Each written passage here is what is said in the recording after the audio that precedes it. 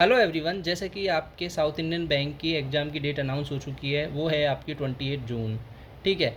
इसके साथ ही मेल में आपको काफ़ी चीज़ें दी गई हैं, उनके बारे में एक एक करके बात करते हैं। सबसे पहले जैसे कि मैंने आपको पहले ही बताया सिलेबस के बारे में, सिलेबस वही है। 4 पार्ट होने वाले हैं, क्वांट, रीजनिंग, इंग्लिश और आपका इकोनॉमिक एंड फाइनेंशियल अवेयरनेस। ठीक है। 15-15 मार्क्स के क्वेश्चंस होंगे, 15-15 क्वेश्चंस होंगे और 60 मिनट का टाइम मिलेगा आपको। ठीक है। अब बात करते हैं कि एग्ज़ाम का लेवल क्या होने वाला है। तो आपका सिंपली आईबीपीएस क्लर्क के समथिंग आपका लेवल रहता है। ठीक है। और इसमें जो फाइनेंशियल अवेयरनेस और जनरल बैंकिंग के बारे में बात करते हैं, तो आपकी जनरल बैंकिंग जो रहती है वही, उसके साथ ही फाइनेंशियल अवेयरनेस जो करंट अफेयर्स वगैरह में चल रहा है वो सब, और कुछ कुछ पुराने क्वेश्चंस भी ये लोग पूछते हैं। ठीक है। कोई स्टैंडर्ड एग्ज़ाम नहीं है। ठीक है। एक नॉर्मल सा ही एग्ज़ाम होता है, आप इजीली कर सकते हो।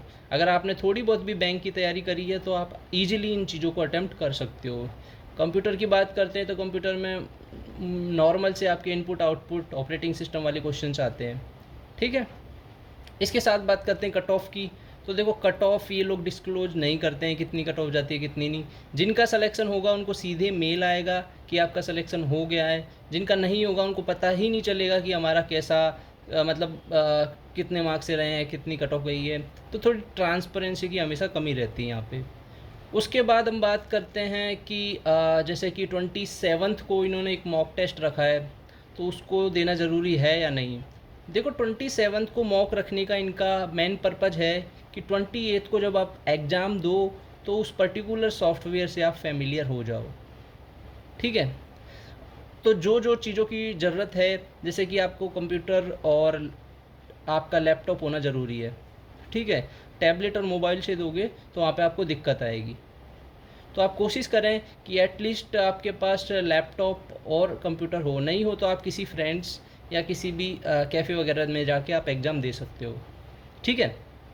इसके साथ ही वो आईडी वगैरह भी मांगेंगे आपको सामने की, वो फ़ोटो कैप्चर करने के लिए एक आईडी के साथ फ़ोटो लेते हैं वो लोग।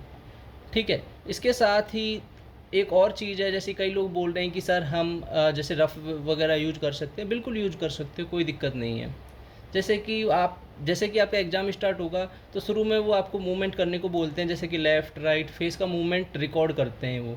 ठीक है। ताकि आप जैसे अगर कोई ज़्यादा मूवमेंट होती है तो उसको मैसेज आता है कि आप ज़्यादा मूव कर रहे हो करके।